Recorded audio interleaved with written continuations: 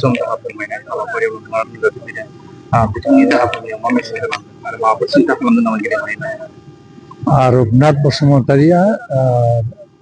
दिनै माने 1935 मायथाइयाव जोनोम जादों आरो 2025 मायथाइयाव रुंसारि जाफैदों 87 बोसोर बारनाय बे गोलाव समनि जि जिउ बावहाय बेहा गोलाव जारिमिन दं जेरै दा बाथौ धोरोम लेथेर फेथेर जानानै थानायखौ ज' खालामनानै मोनसे गोख्रों मोनसे धोरोमनि बिथा गायसननो थाखाय बियो आब्रु गायसनजेनदोंमोन दुलाराय बाथौ गौथुम जादों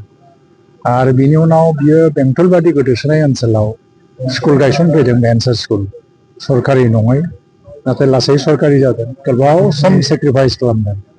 फार्स्टिं बर' थुनलाइयाव हालालि होननाय मोनसे मेगाजिनबो जार्नेल मोनसेल' इसु ओंखारदों बिथाङा दिहुनजेनदोंमोन लोगोसे बै समनि पिटिसिनि जे राजनैतिक दावहा बेवहायबो जड़ित दंमोन आरो सबदिगे बे समाजनि सासे फोसाबगिरिमोनबो तो बे बिथिङै नायोबा रुपनाथ बसुमतारिनि थांनानै थानाय जे जिउनि गोलाव समा मोनसे जाफुंसार जिउ मानो होनना बुङोबा जाय सुबुङा सासे सुबुङा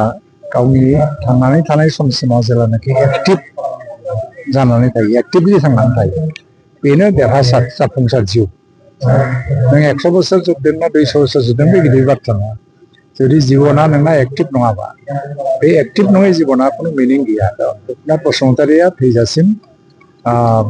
धोरोमनि सायावनो होन थुनलाइनि सायावनो होन खामानि मावलांबाय थादों आं मिथिगौ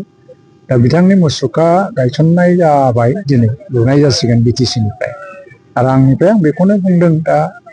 आफादनिफ्राय जुदि आसाम गभर्नमेन्टनि दारै माबाफोर मावनांगौ दं होननानै सानो दा बेखौ बिथांमोना मोनसे प्लेनिं बानायनानै आंनो साबमिट खालामोबा आं बेखौ चिफ मिनिस्टारजों रायज्लायगोन निस्सय रुपनाथ बसुमतारि बायदि सासे बाथौ धोरोम आफादनिनो गायसनगिरि बिथांनि मुङाव माबा मोनसे जानांगौ आं बेखौ बुंथ'ला दिनै मा जागोन खारन बेनि प्लेनिंखौ बिथांमोनासो बानायगोन